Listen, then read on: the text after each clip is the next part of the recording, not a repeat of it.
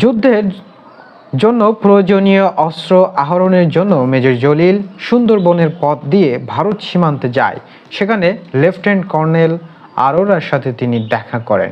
Colonel Arora প্রমাণ চাওয়ায় যে তিনি দেখা করলেন, বললেন যে আমি বাংলাদেশের একজন সেক্টর কমান্ডার, আমি আসছি যে কোনো একটা কারণে অস্ত্র নেওয়ার জন্য হোক আর যাই হোক। কর্নেল আরোরা প্রমাণ চাওয়ায় মেজর জলিল তাজউদ্দিন আহমেদ এবং অধিনায়ক জেনারেল ওসমানীর নাম নিলেন। আরোরা তখন উত্তরে বললেন, ওই দুইটা ব্লাডি ইঁদুরের কথা আমি জানি না, ওদের কোনো মূল্য নাই আমার কাছে, অন্য কোনো সাক্ষী থাকলে বলো। মানে তাজউদ্দিন আহমেদ আর জেনারেল ওসমানীকে বলতেছে ওই দুইটা ব্লাডি ইঁদুরের কথা আমাকে বলবেন না, অন্য কোনো সাক্ষী থাকলে বলবেন। ইন্ডিয়া বাংলাদেশকে নিয়ে কি পরিকল্পনা করতেছিল?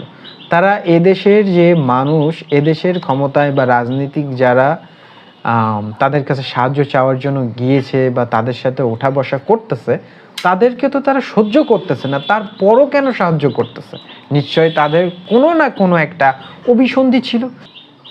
ওকে, মেজর জলিল তখন বিদ্রোহী ভাষায় বলল, আমার অস্ত্রের কোনো দরকার নেই, আমি বিনা অস্ত্রেই দেশে ফিরে গিয়ে যুদ্ধ করব, যুদ্ধ করতে করতে মরে যাব, তবু আপনার কাছে আর আসবো না।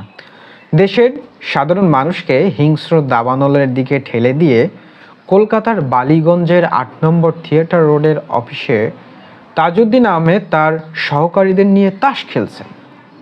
বিষয়টি দেখে মেজর জলিল খুবই কষ্ট পান, বিমোহিত হন।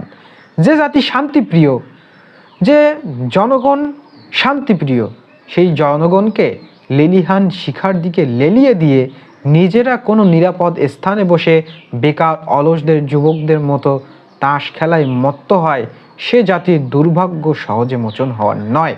এখানে একটা কথা আছে, উনি ওই যে কর্নেল আরোরার সাথে দেখা করেন, তিনি অস্ত্র দিতে অস্বীকার করেন। এরপর তিনি ওখান থেকে আমাদের দেশের প্রধানমন্ত্রী তাজউদ্দিন, তৎকালীন প্রধানমন্ত্রী, তার সাথে দেখা করতে যান।